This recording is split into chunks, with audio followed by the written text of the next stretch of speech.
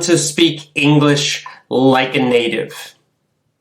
Go to effortlessenglishclub.com. effortlessenglishclub.com. Join my VIP program, and as a VIP member, get a discount, a big discount, on my pronunciation course. Only my VIP members get a discount on my pronunciation course. It's a great combination, VIP plus the pronunciation course, at effortlessenglishclub.com. Let's begin. Chapter 5 of Animal Farm. The darkness begins. Okay, so I was just telling people on Facebook Live that really chapter 5 is when the dark, terrible things begin on the animal farm. So we saw the beginnings. We could see maybe the possibility of some evil happening. A few small things, nothing big though. But in this one, finally, Napoleon will take power, and we see that the true evil of, well, what Orwell's saying, the true evil of communism, of totalitarianism. That's a long word. I'll teach that word in a minute again. Totalitarianism. It's a long word, but it's actually quite common. We use it a lot when we talk about politics. So you probably should learn that word. But first, let's just learn the plot, the basic events. What happens in chapter 5? I'll go through, I'll tell you what happens, then we'll go back, and then we'll discuss the meaning. George Orwell's kind of obvious meaning, and then maybe some deeper ideas of mine or yours.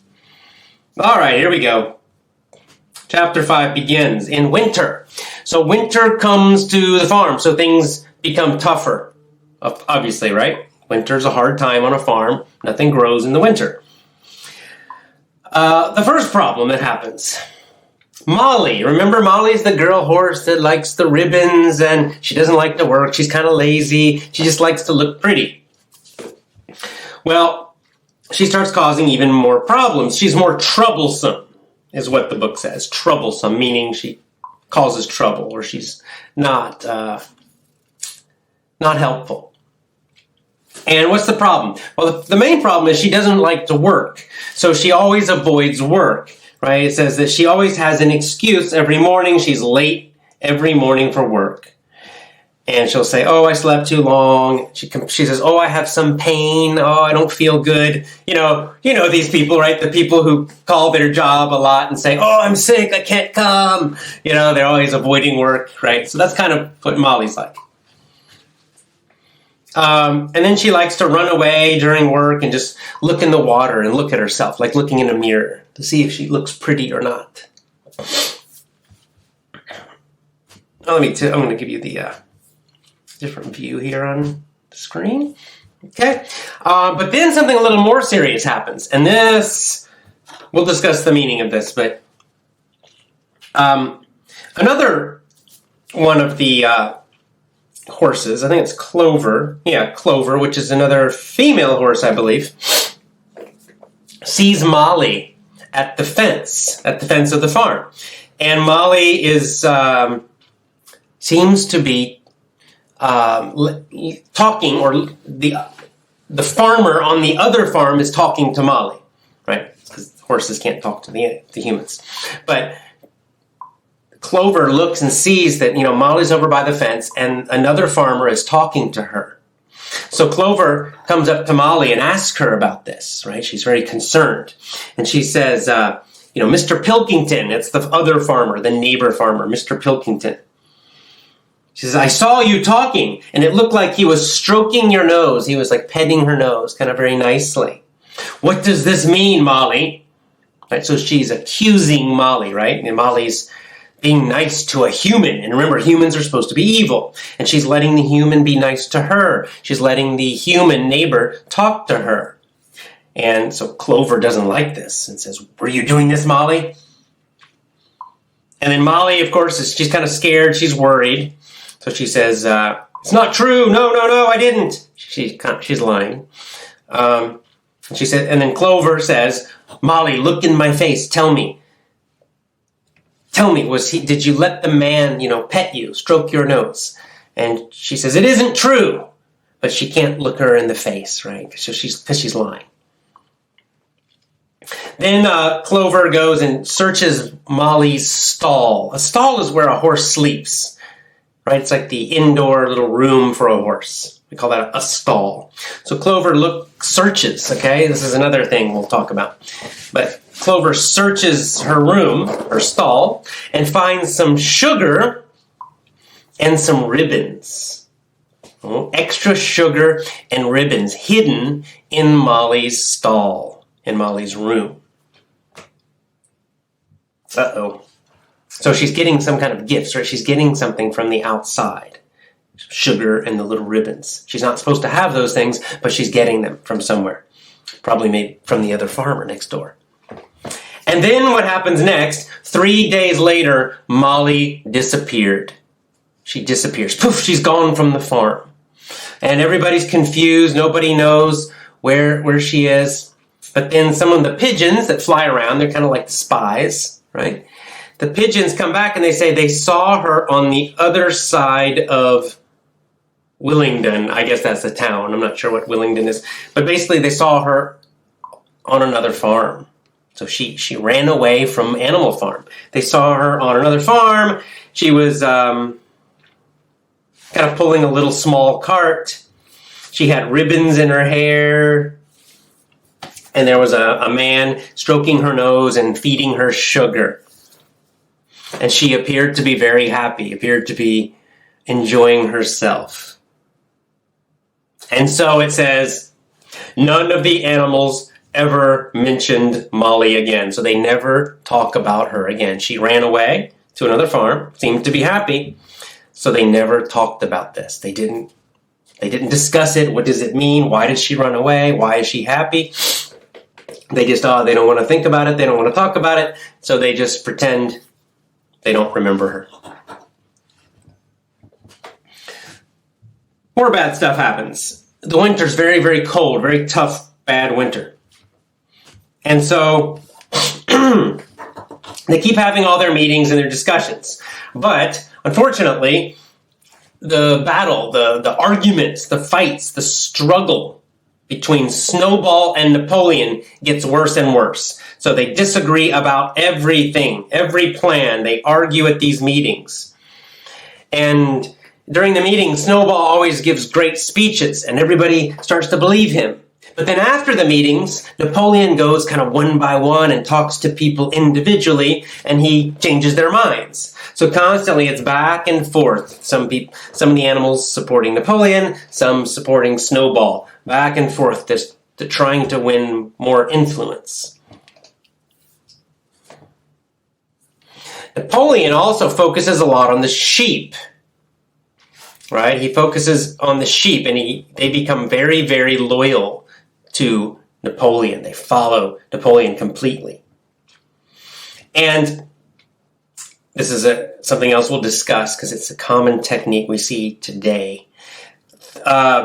Napoleon gets the sheep that when Snowball's giving a great speech and he's convincing people, and he's making really good points and saying good things, the sheep will just start chanting like a slogan. They just say, 4 legs good, 2 legs bad, 4 legs good, 2 legs bad, 4 legs good, 2 legs bad. And they do this during Snowball's speech. So they interrupt Snowball's speech. They kind of make it hard for him to give his speech, right? Basically what they're trying to do is stop his free speech so that the other animals can't hear him. And this is something that this Antifa group, I don't know if you've heard of Antifa, they're this kind of communist left-wing group. They do this, and a lot of people on like universities in the United States are doing this exact same tactic. So they have a speaker come to their university that they don't like, and maybe the speaker's quite good and has very good points. So they can't debate this person. So they will break in and they'll do these protests and just start screaming and yelling, no fascists, no fascists, no fascists, or just something, anything. They just start screaming and yelling and try to make it so the person cannot speak. They try to stop the speech by just yelling these slogans again and again and again. So this is a common tactic, and obviously it was used way back when in the 20s, 30s, 40s. So this is, this tactic is over 100 years old, probably more. So this is what the sheep do, and it's one of Napoleon's tactics to beat Snowball.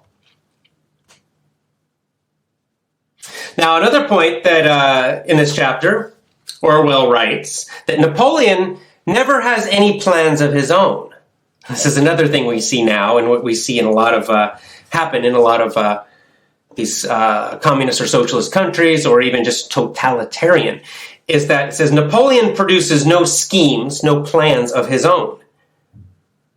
He just criticizes Snowball's plans and say they won't work. So Snowball has lots and lots of plans. He's very intellectual, all kinds of plans to make the farm better, to help everybody. He's always giving speeches and, we'll do this, lots and lots of plans. But Napoleon never has a plan himself, so he can't be criticized really, right?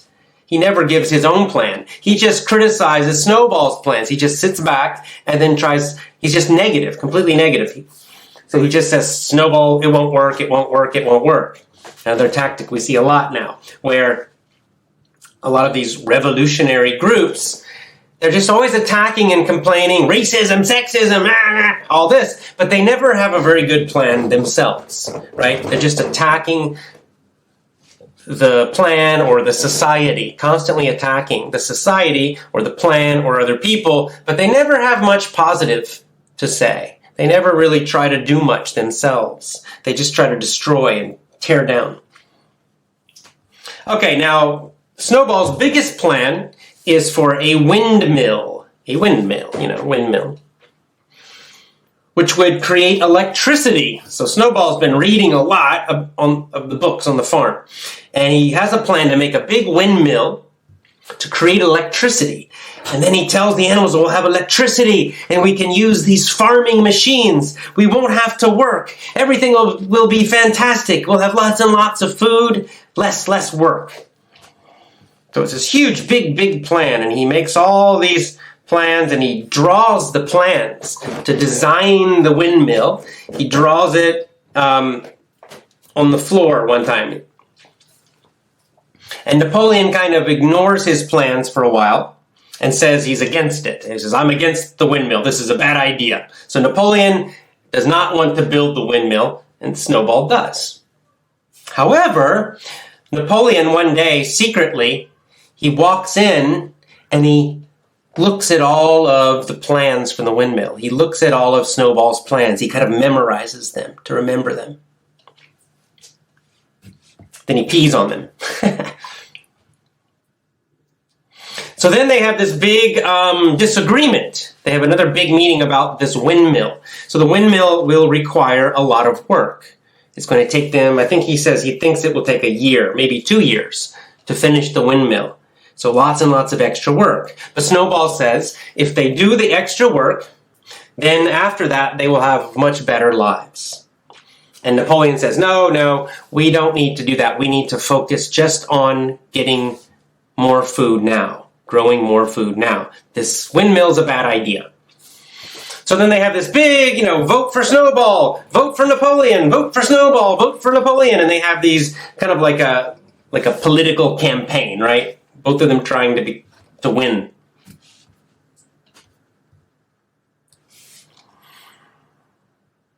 They also, they also disagree about fighting. Basically, they're afraid that the humans will come back and attack again. So they also have different plans, Snowball and Napoleon, what to do. So Napoleon says they need to get guns and learn how to shoot guns. That's Napoleon's plan. Snowball's plan is to create more revolutions on other farms. If they create more revolutions, then the humans can't attack them because they'll have to deal with their own revolutions. So again, they argue and argue and argue.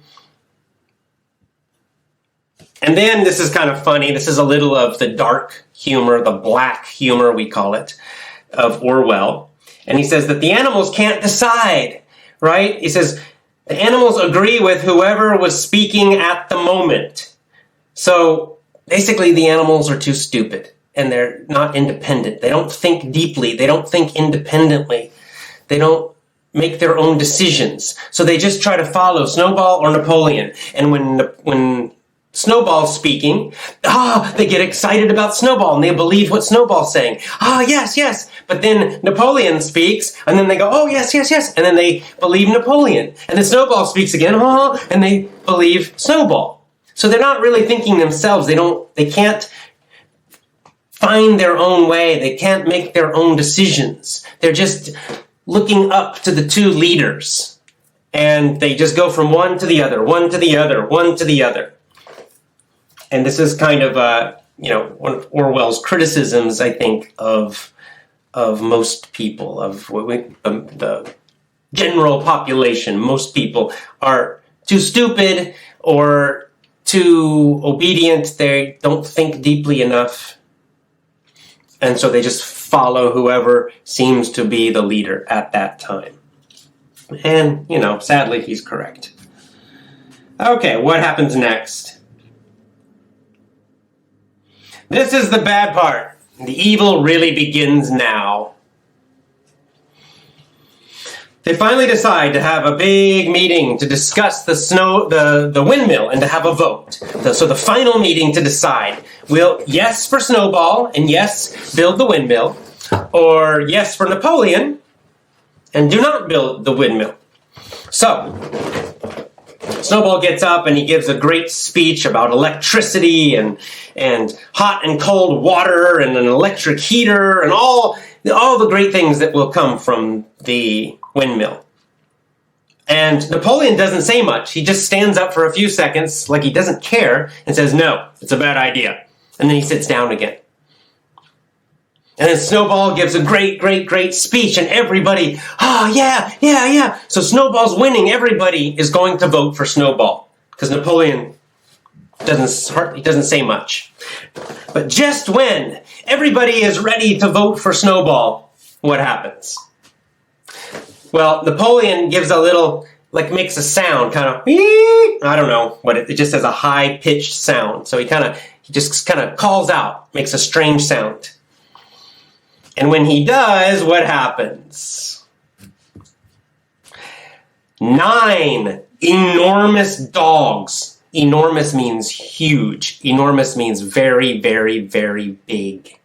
9 huge, enormous, very big dogs wearing thick collars with brass, with metal on them, come bounding into the barn, kind of jumping and running into the barn. And they run towards Snowball with their teeth open. And Snowball jumps just in time as the snapping jaws, they try to bite him. And then Snowball has to run. He runs as fast as he can. And these 9 killer dogs chase him. And they almost get him one time. And they bite him and they almost get him another time. And finally, Snowball just barely escapes. He goes through a hole in the hedge, the bushes. And he escapes. And it says he was seen no more. They never see Snowball again. And all the animals are shocked and terrified. They're scared. Oh, what just happened? And the dogs come running back in. And of course, where did these dogs come from? They were confused, but then they finally realized these were the puppies that Napoleon took, remember? He took the puppies away from their moms, away from their families, and he privately taught them, educated them, and raised them. Well, now they're his own little army, his own little secret police, right? They stay close to Napoleon at all times. They're loyal to him only. So, Napoleon seizes power with these dogs. And then he gets up and he says, no more meetings on Sundays. We don't need meetings anymore. No more voting. we're not going to vote anymore. It's no longer necessary. He says all decisions will now happen will all come from the pigs. We'll have the pigs only will have a meeting. They will just make the decisions and then tell the other animals what to do. And of course, Napoleon will be the leader of the meeting of the pigs. He says there will be no more debates, no more discussions. All the decisions will be made by Napoleon and the other pigs.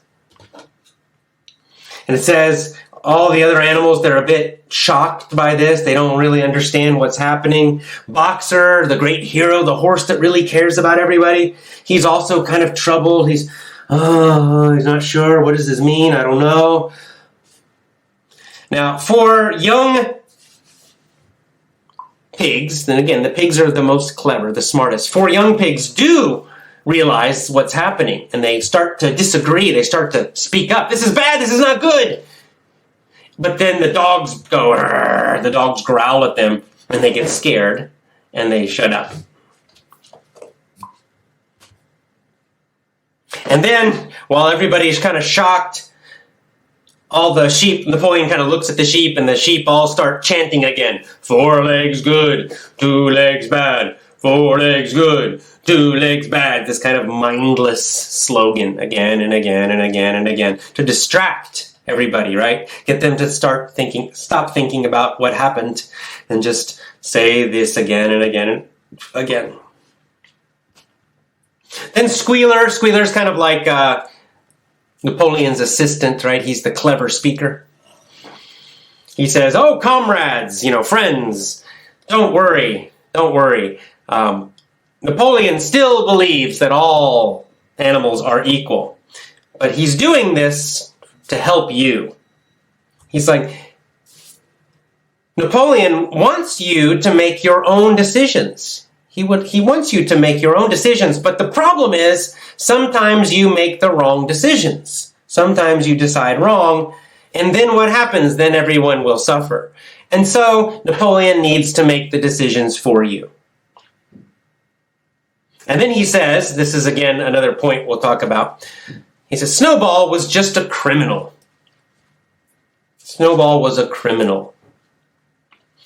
And then somebody says, but whoa, wait, Snowball, he was a brave fighter, right? In the battle in chapter 4, Snowball was a brave fighter. And then Squealer says, bravery is not enough. Loyalty and obedience are most important. Interesting. And then he brings up the outside enemy again. Remember, Mr. Jones, we have to have discipline. We must be disciplined. We must be loyal and obedient, or Mr. Jones will come back. The enemy, the human, will come back. You don't want him to come back. So fear of Mr. Jones. And they all, oh, yeah, right. Oh. And then Boxer, remember Boxer has a good heart, but he's not smart. So Boxer suddenly decides, if Napoleon says something is right, it must be right. So he just starts to repeat, Napoleon is always right. Napoleon is always right. So Boxer just becomes loyal to Napoleon. He doesn't want to think about all this stuff too much. So he just decides Napoleon is always right. The great leader is always right. Then, and that's maybe some more black humor here. Remember Major? Chapter 1, the old Major, he was kind of like Karl Marx. He was the guy that talked about the idea of Animal Farm, the pig, but he died before the revolution. Well, they find his skull, his head, and they dig it up from where it was buried, and they put it next to the flag, so they can all kind of worship the skull, the bone, the head bone of old Major. Then, even stranger, a few weeks later, Napoleon announces that yes, we are going to build the windmill. And now the animals are very confused. They thought he was against it. Now he says, we will do it. But remember, he kind of stole the plans from Snowball, or he tried to. He looked at Snowball's plans and tried to memorize them. And so all the animals are confused, but then Squealer says, so more kind of lies, right?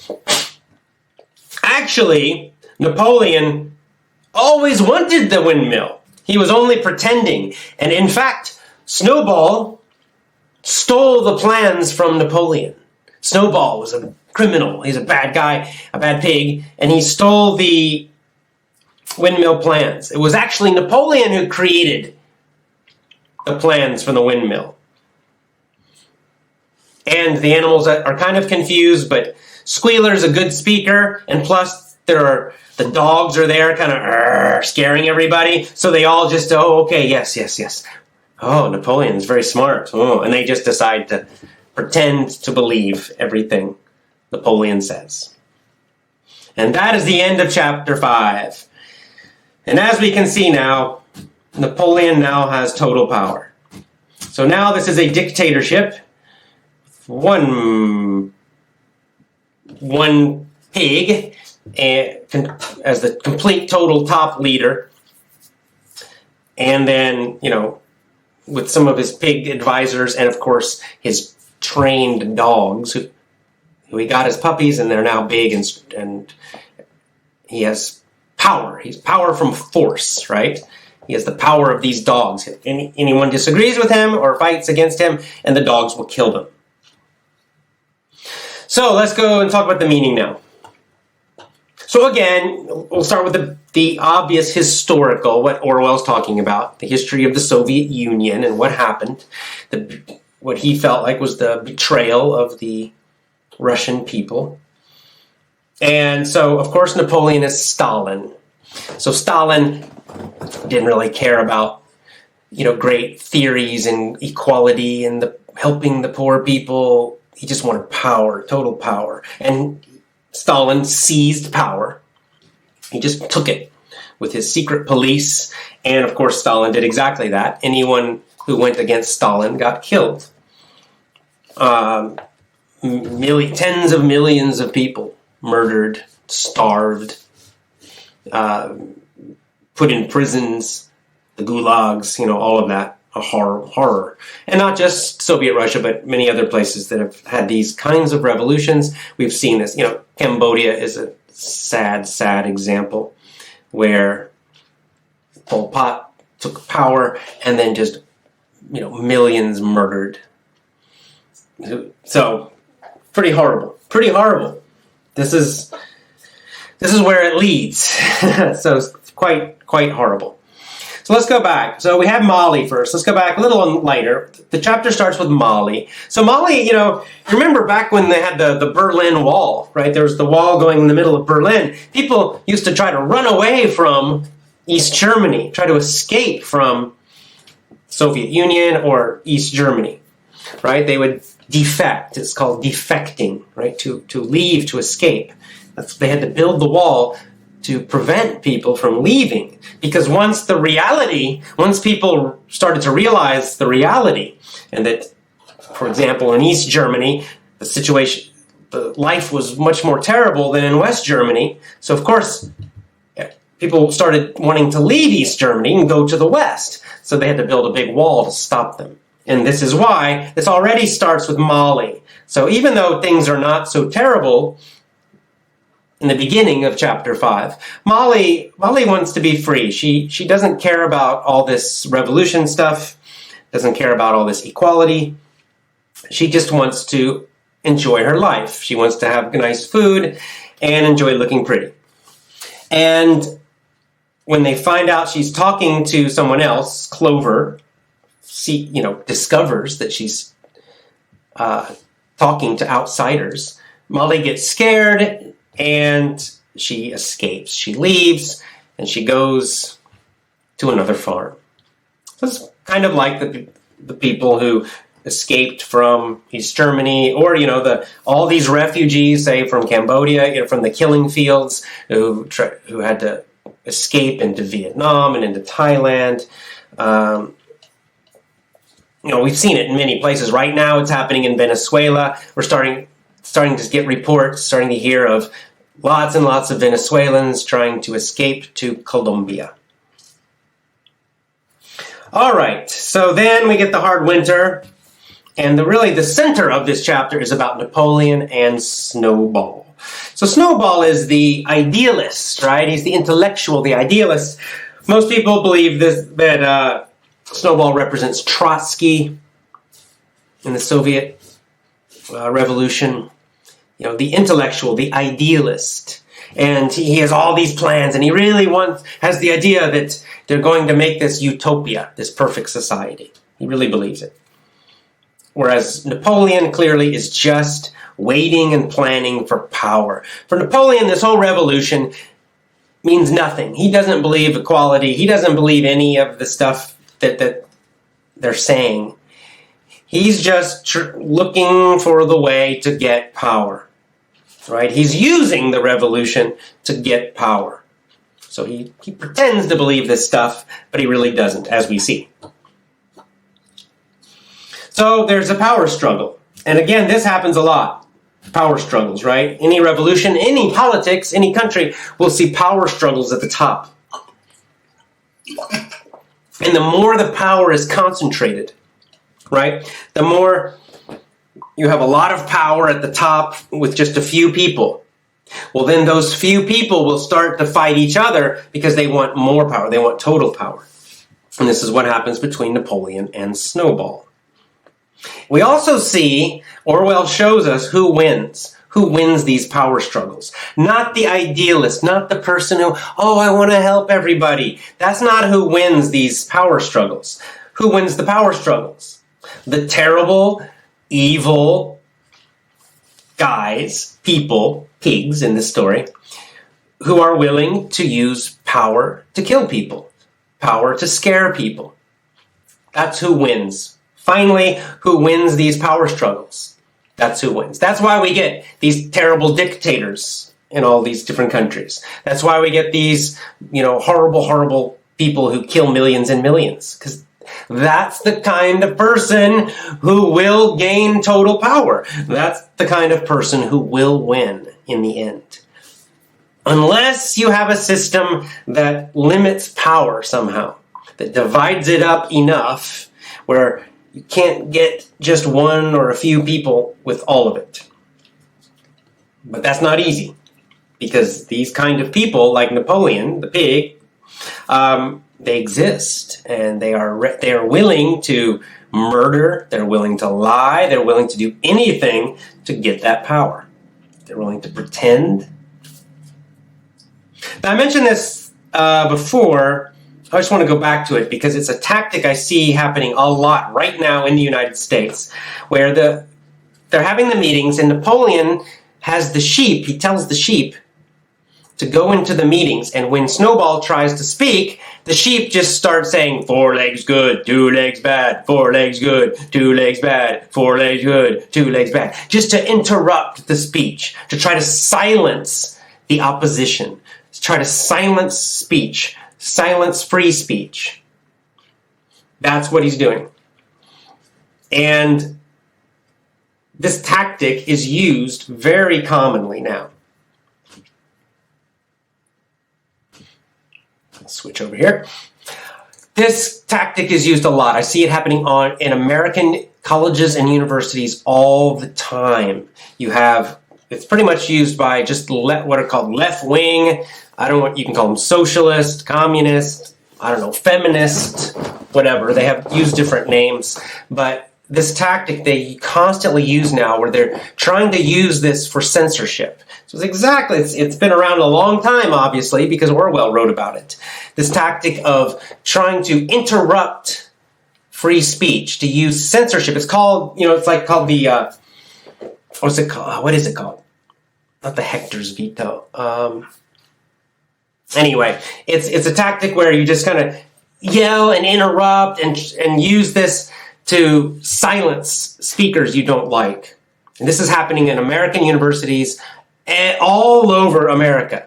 This is happening, where anytime a kind of center or conservative speaker tries to speak, they get interrupted by these left-wing socialist feminist groups, and they just shout and shout and shout. They pull the fire alarm sometimes.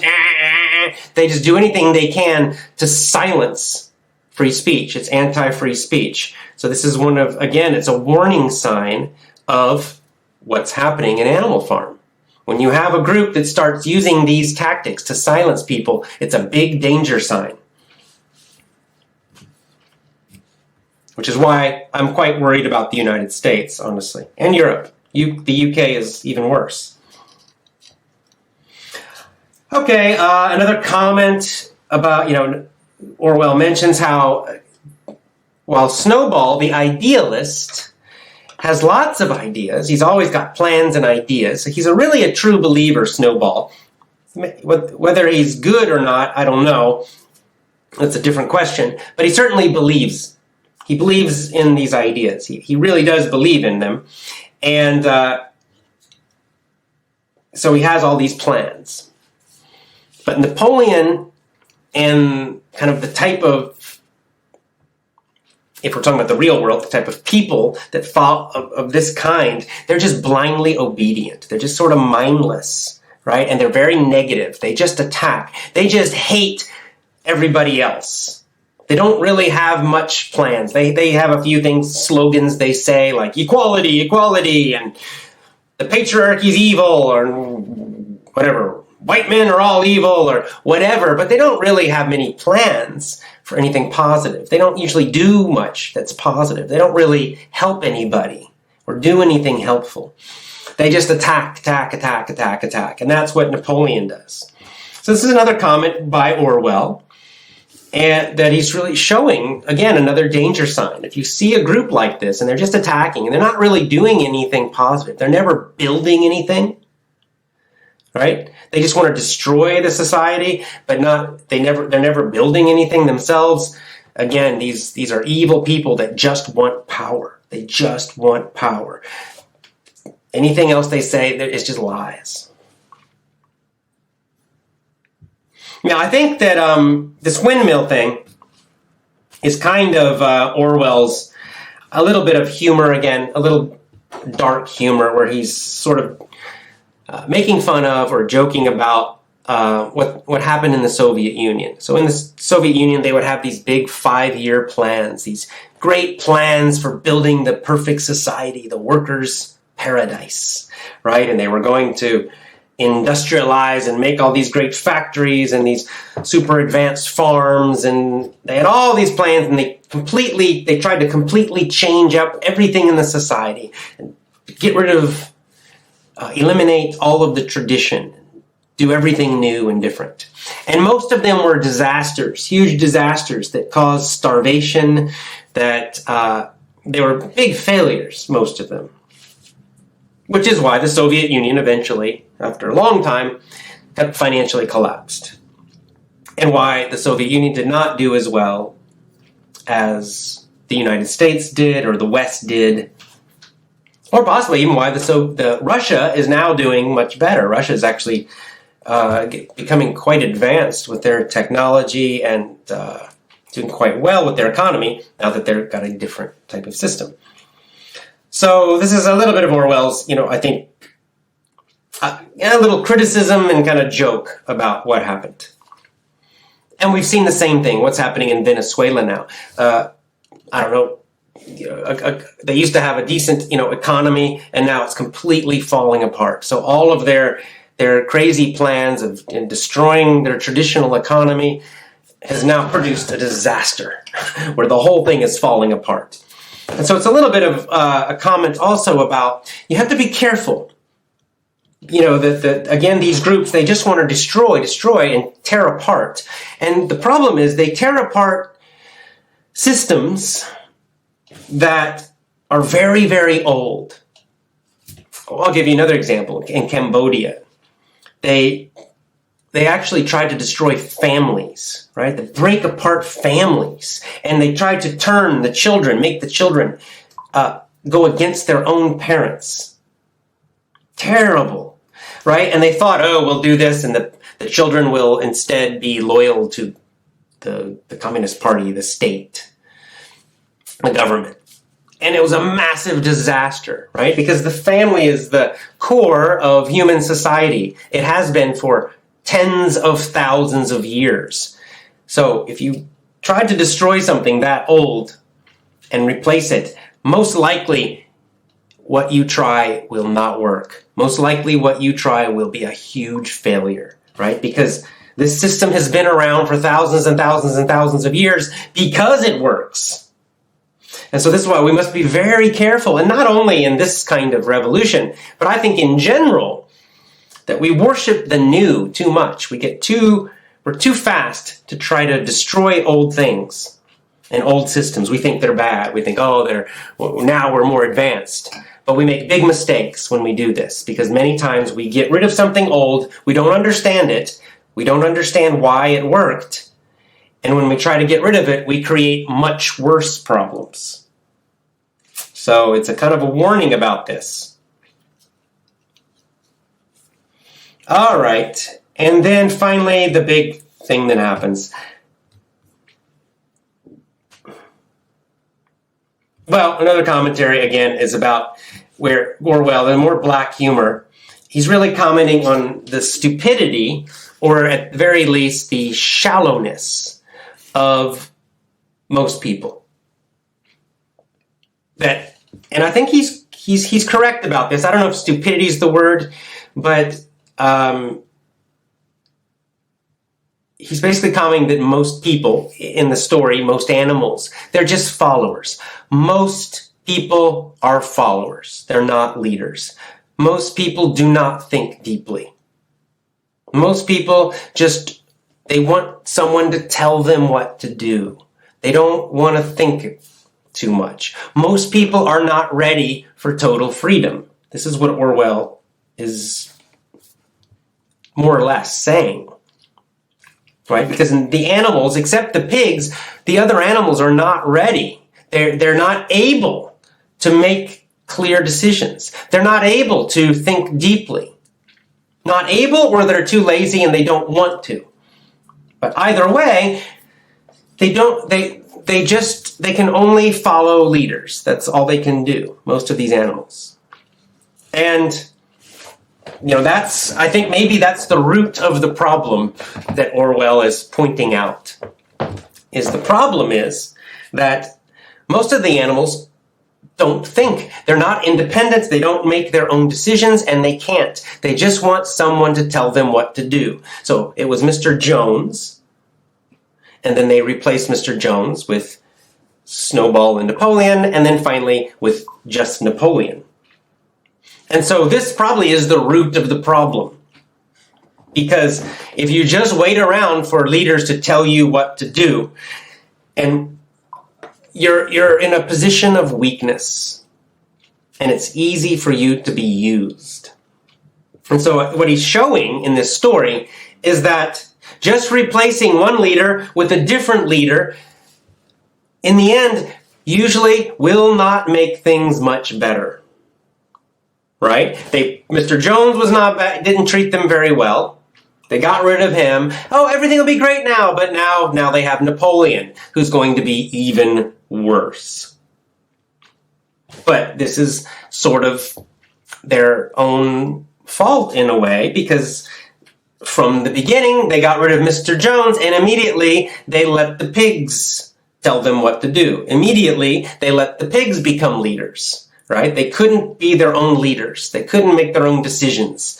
They couldn't do this. I don't know, maybe it's just human nature that we are hierarchical animals, like wolves, right? And there's sort of a top wolf and a second wolf, and that most humans just are not leaders, and most humans just sort of naturally look up and want a leader to tell them what to do. But this is also a huge weakness, a huge weak point in our modern society, because it means that one or a few people get a lot of power, and most of these leaders, the kind of people who become these leaders, they don't really care about us. They care about themselves. They want power. They want control. So just changing the leader probably is not going to change. Even though you think the next leader, you think the new leader will be great. The new leader is going to be fine. The new leader says lots of good stuff. The new leader sounds so good. But guess what? The new leader becomes Napoleon. So I think this is something I see, right? There's that Who song by the Who. It's an old song. Right? And there's that great famous line, meet the new boss, same as the old boss. Meet the new boss, same as the old boss. You know it. Won't Get Fooled Again is the name of the song. And it's the same point, right? Meet the new boss, same as the old boss. Honestly, I found this myself in, just as, not in government, but just in jobs. I realized I got my first job when I was 16 years old. I think, 15 or 16. Fast food. And I basically hated it. I hated my first job. I was this sucks. This is boring. I don't like it. And the boss was kind of, not so nice. I didn't like someone telling me what to do all the time and kind of yelling at me, not being so nice to me. And I thought, this sucks. I need a better job. I want a better job with, a better boss. And then I went to school, and then I got another job and another job. And then I get another job, and it's like, this job still sucks. And still, this boss is not so good. Maybe I'll get a different work, and it'll be better. But after many, many, many years, and lots and lots and lots and lots and lots, a lot of jobs, I finally realized the problem was bosses in general. The problem is I did not like having a boss, period. That just getting a new boss didn't change it a lot. Yeah, some bosses were a little better, some bosses were worse, but the overall problem was I was still under a boss all the time. And that's when I finally realized, I need to start my own company. I need to be my own boss. This is the only solution. Otherwise, I will always be unhappy working. That's why I decided to start my own business and to start Effortless English. Right? The problem was the boss itself. And I think this is what we kind of see in Animal Farm, the message is. The problem is too much power, right? The problem is we all are always looking to the big hero to save us. If we just get another hero, another leader to save us. The next president, the next leader, the next dictator, whoever, doesn't matter, right? And it never, never, never works. And of course, what happens is, in the beginning, we give power to these leaders, right, through voting or whatever. But then they just take it. Then once they have some power, they use that power to gain even more power. So what, Napoleon sort of uses, at first he's very tricky and very careful, but then when the time is right, he just takes it with force. And how does he do it? This is again back to my point about education. Remember, by controlling education, right, he takes those puppies, those little baby dogs, away from their families, and then he teaches them, he trains them to be loyal to him only. And he trains them up and he gives them the best food until they get big and strong and scary. And then he uses them to take control completely. Because now he has his little small army. Now he has his little police force that only follow him. And this is what we see. This is why governments love education. This is why governments like to control schools. They want to control how the children think. Because if they do that, if they can get your children when they're young, they can fill their minds to be loyal to the government. Right? They can make your children into your enemy. Right? They can turn the children against their own parents, against their own tradition. They can use those children when they get older to gain total control. And this is what we're seeing in the United States with these children at universities and colleges, that after all these years of government propaganda in schools, they're now turning against America, turning against their own families. It's scary.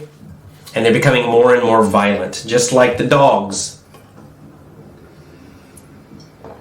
So we've seen this. As I said, even more terrible situations like Pol Pot and the Khmer Rouge, who really they murdered people. They trained the children from a young age to spy on their own parents. Really horrible stuff. So it can be really terrible. This is why I am against government schools. Really don't like them, because you're giving too much power to the government, and they will use it. Alright, and then of course the dogs attack and get rid of Snowball. So this is the death of idealism, right? When the dogs drive away Snowball, Snowball has to run away. All the idealism, all the great ideas of the revolution, the animal revolution, are now dead. It's over.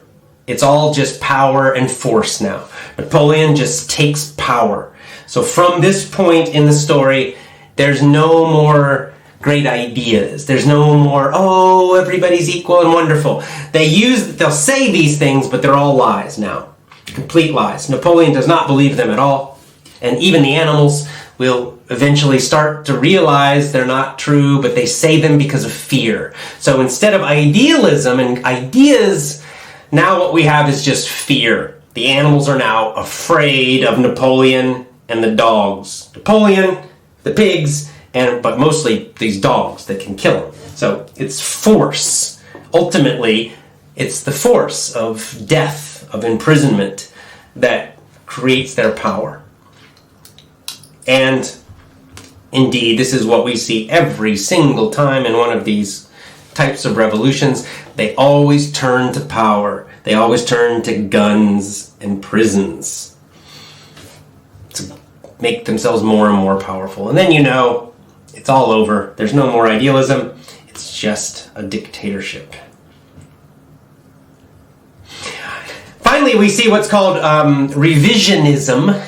Revising history. It means changing history. We saw this earlier already. They did this a little bit with the humans. But they do it again now with Snowball. And this is, again, on one level, the Soviet Union did this a lot. They would suddenly, like Trotsky, because of Stalin got control, suddenly Trotsky became an enemy. Right? Before he was the great, wonderful Trotsky as part of the Soviet Union. Yay, we love him. But then when Stalin got control and Trotsky had to escape, suddenly they changed all the history and they said, oh, no, Trotsky's evil, Trotsky's a criminal, Trotsky's bad. And of course they eventually assassinated Trotsky in Mexico. So they do the same with Snowball here, right? After Snowball's gone, they say, oh no, actually Snowball was not a hero, even though he was. No, he was a criminal. So they just start making lies about Snowball, that he was a criminal, that he stole the plans for the windmill from Napoleon. Napoleon actually wanted the windmill, but Snowball was a bad pig and he stole them. So they start telling all these lies and they completely change the history, right? They create this fake history, this propaganda history. And again, this is what we see with, I'd say this, we probably see this in almost every country. It's worse in the sort of socialist, communist, totalitarian systems where they really change everything. But truthfully, if we really look at history carefully, we'll see that every single country does this. They have their propaganda, and they only tell parts of history, and they rewrite history. So you have to be careful about history. I'm very, very careful about history. Anytime you're looking at history, you must be careful, especially if it's the history of your own country, because there's a lot of lies and propaganda in there, probably. American history taught in schools in America, there are a lot of just straight lies. They just teach a lot of straight lies and propaganda.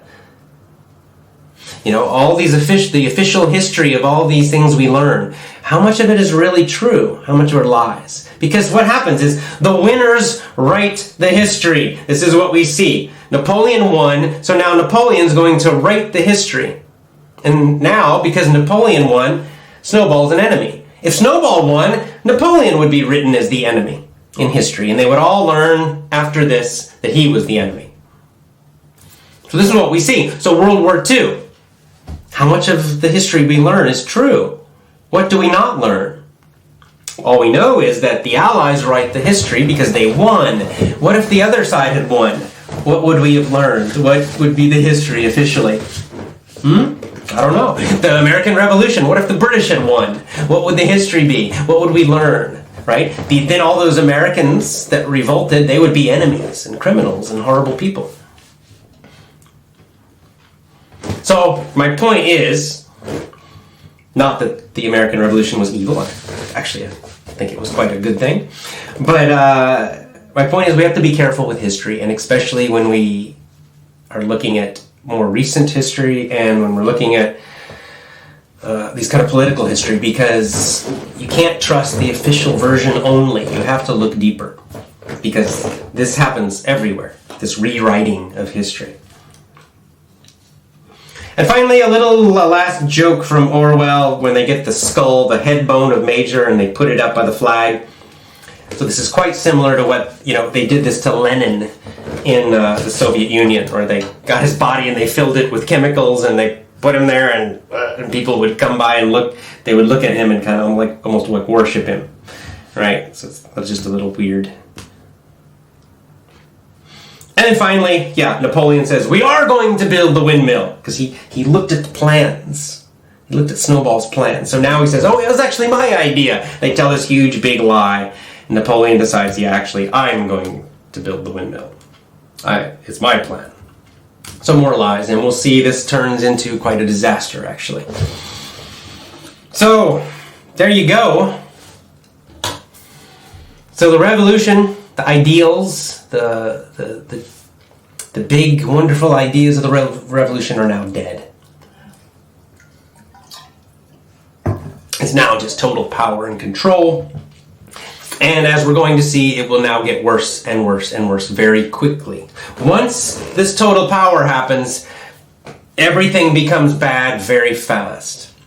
This is what we've also seen, another warning, is that for a while, when there's a power struggle, when it's the beginning of the revolution, everybody's kind of pretending, and like the Napoleons, Stalins are pretending, they're saying all the right stuff, but they're all in the background, secretly trying to get that power. And once one of them wins, then they get total control, and that's when they start shooting and killing people. Pol Pot in Cambodia, they killed people just because they had glasses. They decided all intellectuals, all smart people must be killed because they're enemies of the revolution. We do see that also, that sometimes they eliminate people who they think are too smart because they will be possible rivals. They might challenge their power. And the problem happens is that then all the smart people, all the productive people, they either get killed or they leave, they run away. And so what's left in these societies is are less intelligent, less productive people. So the whole thing kind of drops down, right? They're not as effective. Like the animals got rid of Snowball. Snowball had a lot of good plans. He was quite smart. But now Napoleon got rid of him. So Napoleon is not as smart. He's more mean. He's more clever in a way, right? For getting power. He's stronger. But he's not as smart as Snowball.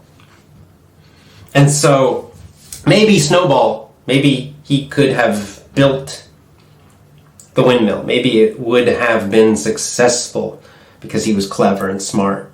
But he's gone now. Napoleon chased him away. And so there's no one left who's quite as good. And so this is what we see a lot in the society like Venezuela. I'm sure anybody who's productive and intelligent and has some money is trying to get out of there now. Trying to escape. So they're all the smartest and the most productive people and the people who have successful businesses, they're all trying to run away. So what's left? The whole economy collapses then, right? This is what happened when the Cambodians, they kill all the smart people, or they kill a lot of them and terrify the rest. So what do? Any that could they escaped. They ran away as fast as they could. lots of them were murdered, and then what happened again? Their whole society collapsed. Pretty sad, pretty horrible, just horrible. Ugh. Terrible when you look at the actual history in country after country, what happens with these totalitarian utopia. Remember, utopia is like the paradise on earth. Utopia revolutions. This kind of thing happens. So be very, very careful of any kind of utopian idea. Much better, I think, are plans or leaders that are more realistic, that talk about realistic plans and talk about having limitations and things like that. And then, of course, the other message being that, in general, that relying on leaders is a bad idea. Because what are you doing when you rely on a leader? You're relying on another person, a stranger who does not know you, who does not really care about you, does not know you, does not know your family, and you're saying, oh, this person will save me, this person will help me. They won't. Why would they? Why would they? They don't care about you. They don't care about your family. They just don't. They care about themselves. They care about their own families. That's about it. And most of these people, to get that high into government, they care about controlling power, control, and tons of money. That's what they want. But even more than money, they want control and power. So you have to be careful, right? This is the problem. This is why I think, making governments as small as possible is best. Limiting power is the only thing that seems to work. It doesn't work perfectly because these people are always trying to gain more and more power. So we always have to be trying to limit their power. It's a constant struggle. But if we just give them power, then that's when all the terrible stuff happens. I think it was Thomas Jefferson, I can't remember which one of the American revolutionaries, but basically says the price of freedom is eternal vigilance. The price to be free, for you to be free, is eternal, means forever. Vigilance means watching carefully. Watching carefully. So what he meant was that to be free, the people must always be carefully watching the government. The people in the government. Always watching them carefully. Never trusting them. Always looking for them to be cheating. Always looking for them trying to get more power. And he was absolutely right. But unfortunately, people are distracted. People have their own lives. People get lazy. Well, a lot of people are just lazy. A lot of people are just stupid. A lot of people don't care. And even people who do care, it's too complicated or too difficult, or there are not enough of them. And so, little by little, these people get more and more power. The governments get bigger and bigger, more and more control. And nowadays, also, certain corporations, technology companies, Facebook, we're seeing now in the news, are gaining this massive control, this huge, big amount of control also. I don't know. So I don't have the magic answer. I'm sorry. I can see the problem. I think Orwell's very correct about the problem. I have some individual ideas of what we must do, trusting ourselves and being as independent as we can. Independent meaning self-reliant, relying on ourselves, taking care of ourselves and our families, and trusting people we know face to face, people we really know. It's kind of breaking the power up. More power at the local level, not at the far away top level. These are good ideas. How do we make them happen? I don't know. If I knew, maybe I would try to be the leader, but then you shouldn't trust me if I did that. So let's go to Facebook comments and questions. See some live comments and questions.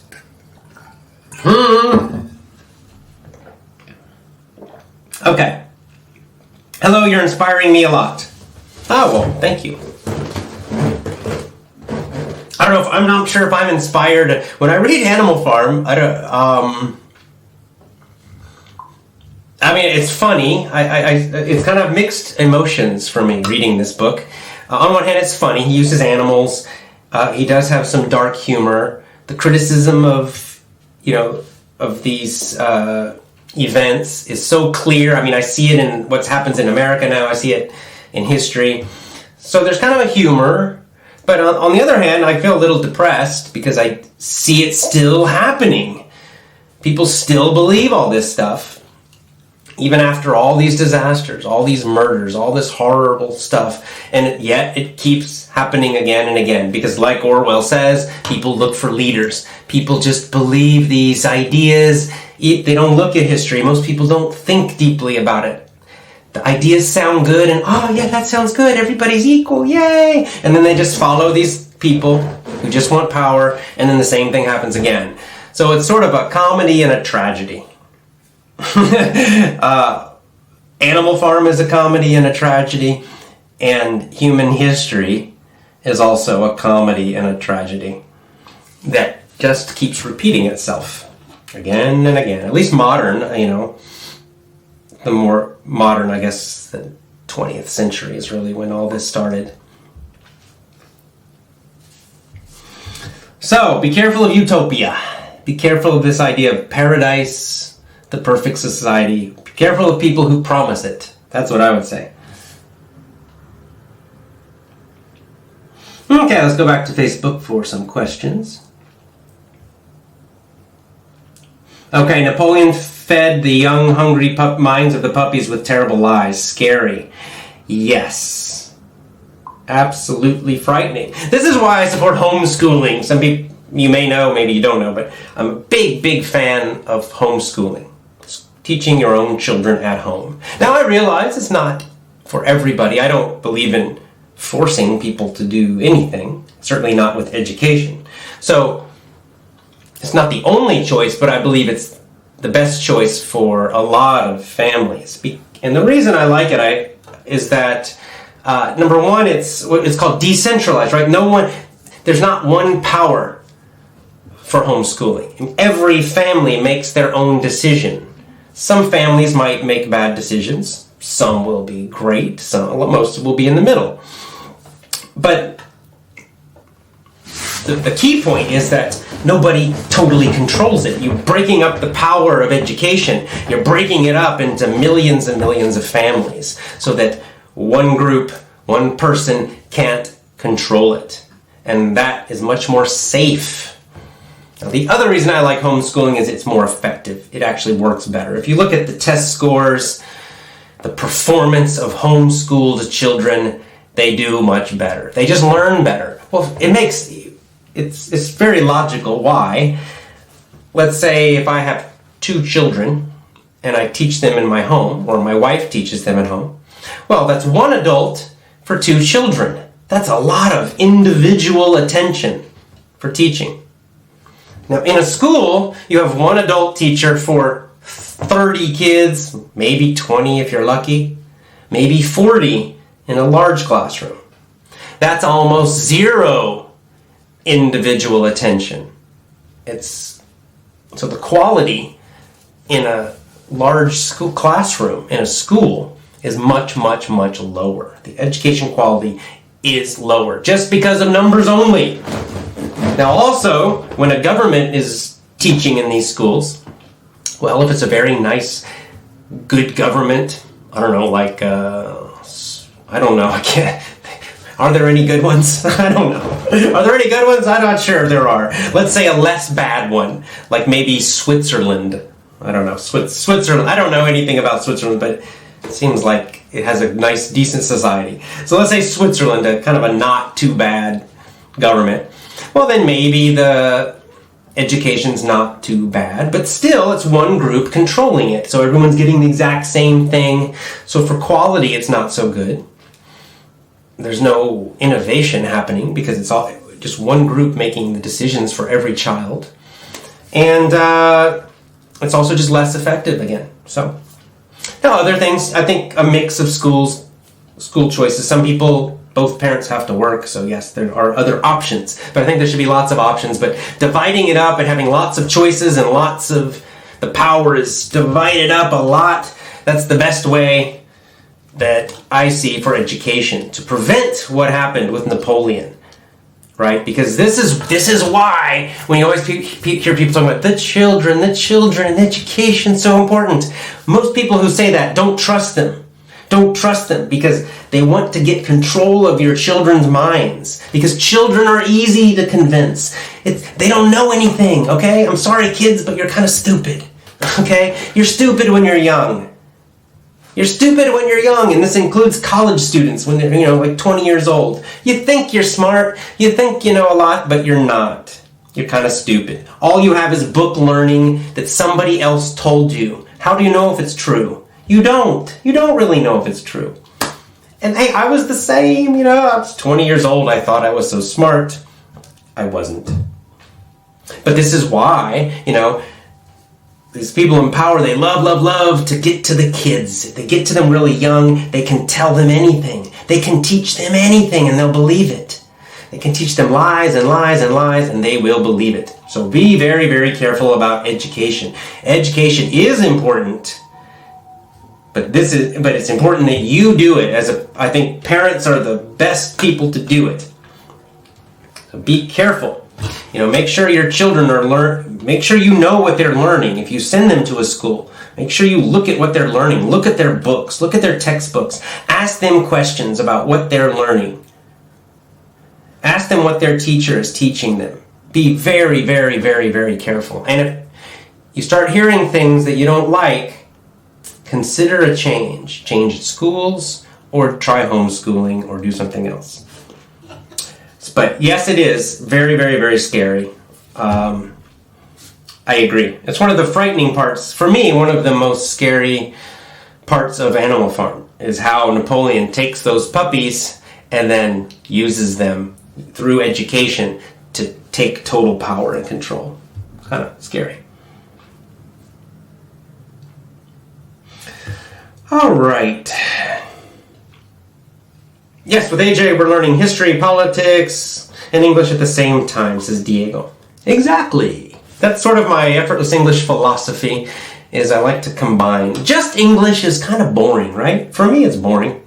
Maybe my native language, but just learning vocabulary, grammar, pronunciation, only that is kind of boring. We need ideas. Languages are for ideas.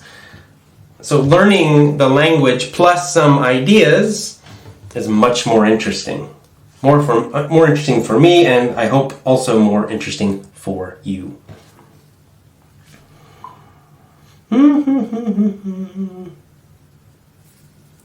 All right. I think we lost our freedom at school, yes indeed. When we waited, what the teacher will say, what we need to do. And then this is Alexander, and mentions the book 7 Habits of Highly Effective People. We find 3 levels: dependence, independence, and interdependence. Yes, indeed. Good point.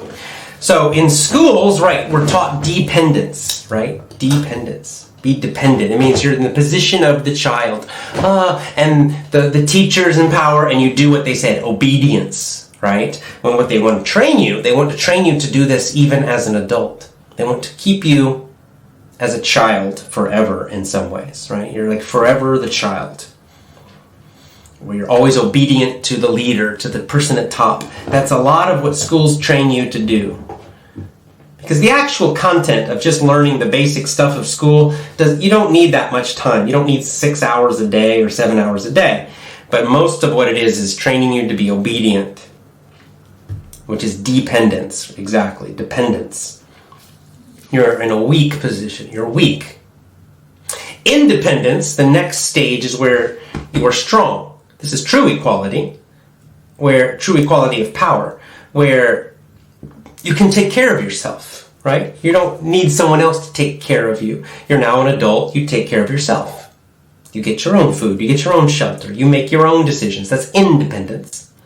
And then the final stage mentioned here, interdependence, means connection. This is where, as an independent person, you start to work with other people. They help you, you help them. Right? You trade, you help each other. You make a family, right? A family is interdependent. You've got the 2 parents who are independent adults and the children. Everybody's helping everybody. That's called interdependence. But it requires independence first. You first got to be a strong adult making your own decisions, and then you can work with other strong adults. And this creates the healthiest groups. Good point. I agree. So I think, part of what we see with Animal Farm, with modern history, is a problem of scale, of size. And that, perhaps human societies are too large. Maybe this is one of the problems, right? Because at a small level, at like a family or a small town level, it does seem possible to have a good community without one person gaining total power and people cooperating and helping each other and having good relations. That does seem possible at smaller levels, in small human groups. Large families, tribes, what we used to call tribes, or like several families all connected to each other, small towns or villages. But then as these human groups get larger, towns and then big cities and then large countries, nations with millions of people, then what you see is it's hard to control all those people. So then the people at the top start using all these terrible methods to try to control these large groups of people. And with these large groups of people, they don't know each other, so people don't trust each other so much. This is when these leaders start to gain huge amounts of power. So this could also be part of the problem, is that, maybe our countries and our communities are too big. I don't know. Like you look at a country like Switzerland, for example. Switzerland's not perfect, but it does seem to be a fairly peaceful country with a very long, peaceful history. It seems like a fairly happy society, but it's small, it's little, and of course it's surrounded by mountains, so not so easy to be attacked. So they have the safety of not being attacked, and they're small, so it's a smaller country. This is easier to manage. I don't know, but it's one idea. One factor, maybe, possibly. Essence says, good to see Brazilians on the commentaries. I'm completely sure Brazilians are loving English. Yes, good. I'm glad to see Brazilians too. I have not been to Brazil. My one connection to Brazil is I do Brazilian Jiu-Jitsu.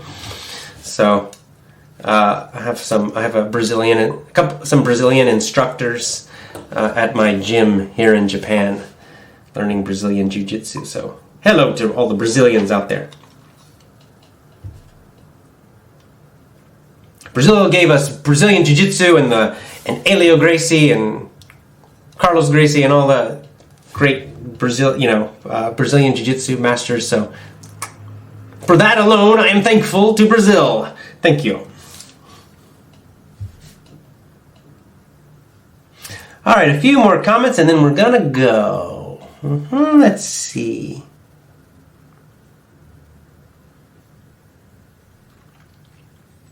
This is a really good point that Marcin, I'm sorry to pronounce your name, but really interesting. But it's a great point. Today we have to face up, means we have to understand the next very powerful technique of manipulation, of propaganda, which is celebrities, especially musicians and actors. Yes, good point. Now this is something more new. Orwell doesn't really focus on this because it really is more new technique. Especially musicians and actors have a strong influence on people, and they push these terrible ideas, agendas. We see it clearly in Hollywood, where people get crazy seeing their favorite celebrities. Their fans worship them and would do anything for them. Absolutely, good point. Very good point. Yes, like in America, you got the Kardashians are sort of the famous example, one famous example. But this is a good point. This is again the power of media, all right, of television and web, but especially video. Really, the power of video, especially to create these celebrities. So again, where we're actors, for example, where we see them in these movies and they're these strong heroes, and then we think, oh, this is who they really are. But they're not. They're natural liars. I mean, an actor is a liar. That's what they do. They're professional liars, in a way, right? They're professional pretenders. They pretend to be someone else. So, of course, they're very good at lying. Actors are excellent at lying. That's their whole job, is to pretend to be different, to show fake emotions, right? And yet, people believe it. And they get millions of people crazy about, oh, I love you, I love you. And anything they say, they believe them.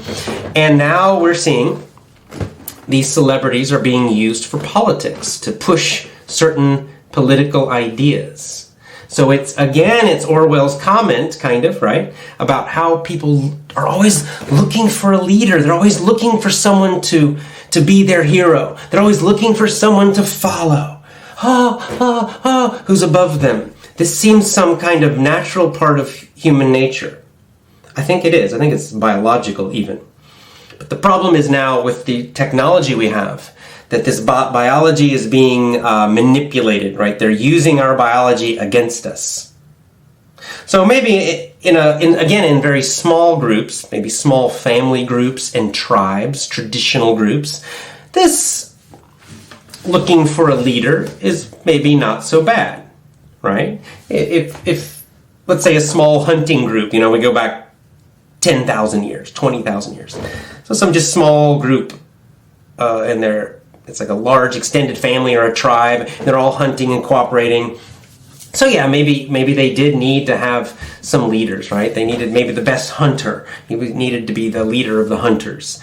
And maybe they needed somebody who was very wise and old to help them make decisions, and they naturally looked up to that person. And at the small level, maybe that was fine, especially they had family connections. They knew each other, they were friends, they were family, they really cared about each other because of that. So that probably worked for us. It probably worked for most of our history. But now we have these gigantic societies with millions and millions and millions, billions of people. And somehow we still do this, right? But now they can use video and TV to make these fake heroes, right? So that these people pretending to be wonderful people. And we just naturally have some kind of psychological or biology, naturally we, oh, they're great. And we have this idea to, follow them. And of course, this is used against us. It's used against us because they are not our friends. They're not our family. They don't love us. They don't care about us. They're usually lying to us. So it's very dangerous. So I agree. That's a good point. We must be careful. Just because someone is a good musician does not mean they're a good person. In fact, if you read the books about musicians, if you read their stories, their biographies, most of them are drug addicts, right? Drug addicts, alcoholics. They're not good people. You don't want their advice for life. Now, they still have great music, like I like Led Zeppelin. I love their music. Jimmy Page, great guitar player. Really great guitar player. So I as a guitar player, I respect Jimmy Page. I love Jimmy Page's ability. But, on the other hand, he was a heroin addict. He was a drug addict. Not now, but he was a drug addict. So I don't want life advice from him. Okay? He does not have good life advice for me or for you. Now, luckily, he's not very political, but some of them are. Many actors are very political now. But if you look at their private lives, these people are messed up. They're not good people. They really have a huge number of problems. Many are not very smart. There's no reason, just because someone's an actor, there's no reason to admire them or trust them. You can like their movies, but in other parts of life, they're usually not very good people, actually. They're not worth respecting. All right, good points.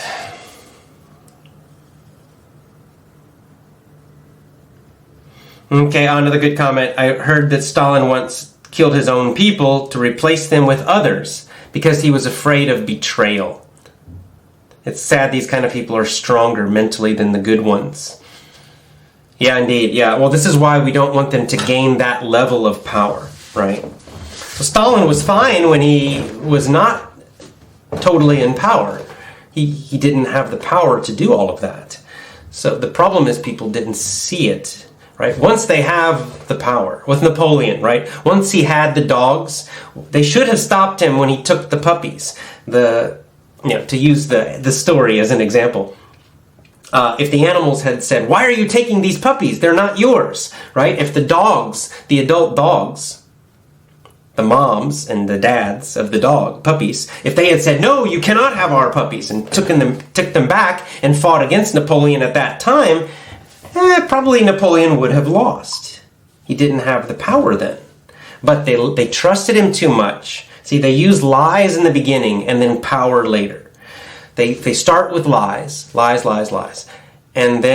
and tricks, because they don't yet have the power. This is why you must stop them when they are in the early part, before they get the power. After they have the power, it's too late. This is why I'm speaking up now myself, this little bit I'm trying to do on YouTube, because they're using lies and censorship now. YouTube is trying to control and silence lots and lots of people.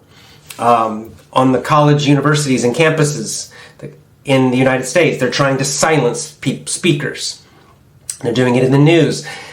So now is the time to speak. Now is the time to fight them. Because if they get power, well, it's going to be too late. It will be too late. They will have the military, they will have the police, and then the killing starts. That's the sad part. Then people go to prison. Then people get killed. You must stop it. In Venezuela, they should have stopped it before they got power. But now it's too late. Now it's too late. That's the sad part. But this is why we have to think, and this is why Orwell's criticism about the animals being stupid and just believing and just following.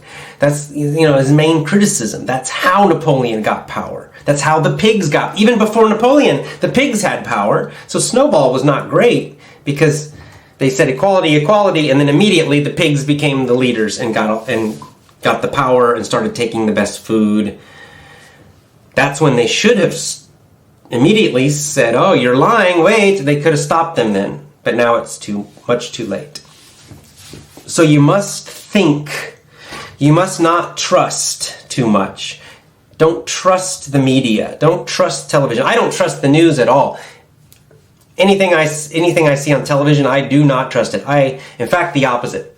If I watch any, like CNN, it doesn't matter which one, all of them. If I see something on the TV news, I immediately think it's not totally true and they're lying somehow. That's my first thought. Now, maybe sometimes it's true, but my first thought is they're probably lying, because they usually are. So you have to, our biggest problem is we trust these leaders too much. We trust the celebrities. Oh, but they're so beautiful, they look so nice, and they pretend to be such great heroes, and people trust them. Or the politicians that you like, your group. You think, oh, they're so nice, and we trust them too much. So seeing through the lies, and then when you see a lie, say it. Speak up. Tell the truth. Jordan Peterson talks about this. Tell the truth. That's our first and best way to fight back. Because we can stop it before violence. Napoleon, once he has power, only fighting and violence will work. And then he has more power now. The other animals, if they fight him, then they're going to have a huge bloody battle. Lots of them will die, and they might still lose because he has those big dogs now.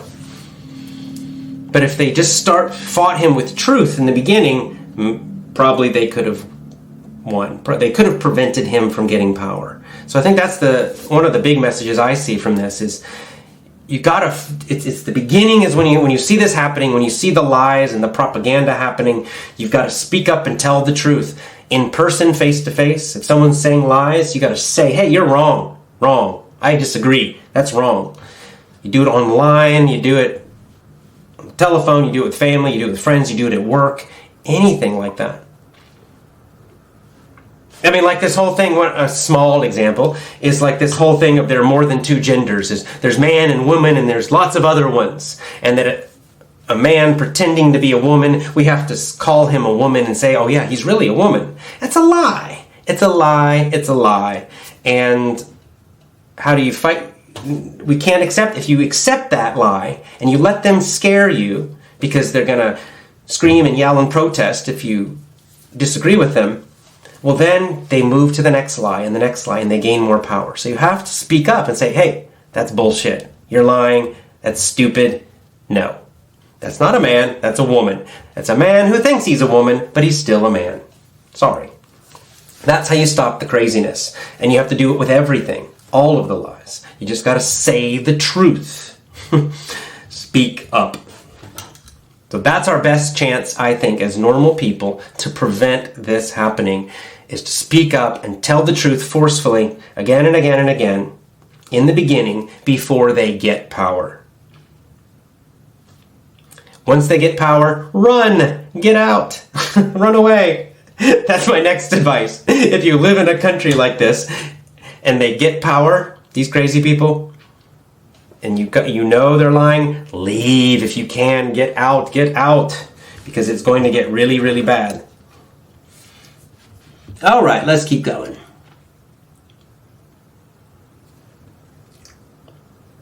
Well, this is a great question from Philip, because it's the exact question, he's asking the question that I ask, because I see this happening in my own country, the United States. Philip's main question I with this book is, what happens when people are aware? They see that their country's going in the wrong direction, that this is starting to happen, this craziness is starting to happen. But they're in the minority. They're not the majority group. Most people are like the animals, and they're just following. And there's a small group that sees what's happening. How can we resist the majority, the big group? Well, again, you have to speak up forcefully. Now, the good news is this. It's not usually numbers. Numbers are not always most important. It's the energy and determination. So many times a smaller group will win. Many times, if you look at history, politics, smaller groups win all the time. When they are more motivated, more energized, and just tougher, and they fight much harder. They do win, and especially in politics. Because most people are like the animals. They just will follow along the strongest leader. So if the small group that's resisting, that's fighting, if you become the strongest group, the most forceful, right? The most tough, the most determined, you will not quit, you will not give up, and you speak the truth, and you fight really, really hard. Well, then the majority will start to change and they'll come to your side. Because the majority, this is just sad, but it's human nature, the majority just follows the powerful. So they'll follow who they see is the powerful leader. That's why the animals, when Napoleon does all of this, they don't fight him.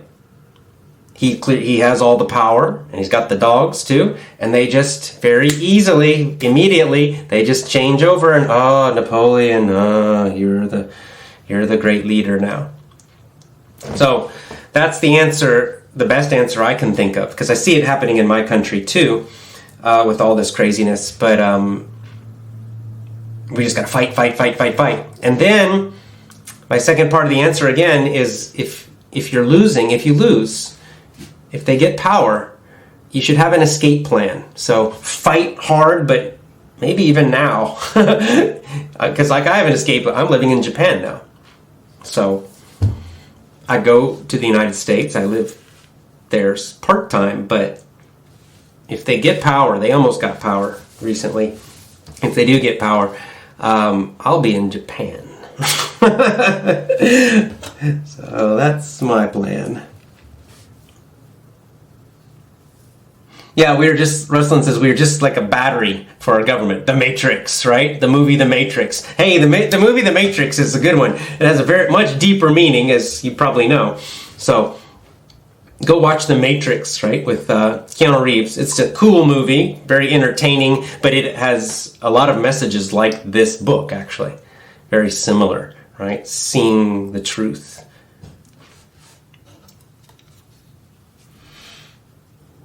I like professional pretenders. Yeah, that's what actors are. They're professional pretenders. That's exactly what they are. Think about it, right? I'm not saying that's bad. There's nothing wrong with it. But doesn't make them experts about politics or society or families or anything. So why do I care what some professional actor or pretender, why do I care what they think about any other topic, right? It doesn't matter what it is. Economics. Why do I care what they think about economics? They don't know anything about that. They don't know anything about immigration or military or history or anything. A lot of these people are not so smart, okay? I took an acting class one time, and they're not very smart, a lot of them. Of course, everybody's different. Some are, but you don't need to be intelligent to be an actor. It does not require intelligence. It requires different skills. So I think it's very healthy to not trust celebrities and don't worship them. They're not these perfect people. It's all pretend, all that beauty. So much of it is just makeup and lights and clothing. If you saw them, like some of these women, you'd be thinking, oh, they're so gorgeous. They're so beautiful. If you took all their makeup off and no hairstyle, just like they wake up in the morning and put them in just normal t-shirt and clothes, they might not be so, a lot of them would not be so special. It may be pretty, still pretty, but not, oh, gorgeous, oh my God. A lot of it is illusion, it's pretend. Like I said, it's, when you're seeing them in movies, when you're seeing them on TV, when you're seeing them at events, they got teams of people working on their hair and their face and their clothing. They get plastic surgery. Man, you see them up close, it's different. And for the men, it's the same. So, no reason to think they're these great people. They're not. They're not. Maybe, you have to look at what else did they do in their life? Are they really worth respecting or not? Or what else are they doing besides pretending? They're great. I think there are many people in the world who are not famous, who are doing much better things and truly helping people or doing very amazing things. And those are the people we should look to admire, at least. Well, this is a good. Iwona says, Stalin was a psychopath and had no remorse. That's why it's easier for them to get power. Exactly right. So, again, that's who's attracted to this. People who don't care about others. All right, well, I'm going to end this now for our Effortless English Club Facebook people. I'll stay on here for a few minutes with you. But as always, go to effortlessenglishclub.com. Join my VIP program. I'll be back with Chapter 6 next week. Chapter 6. So thank you very much. Hope you enjoy this. On to Chapter 6 of Animal Farm next week. effortlessenglishclub.com. Get all my courses at effortlessenglishclub.com. Lots of love to you. Bye for now.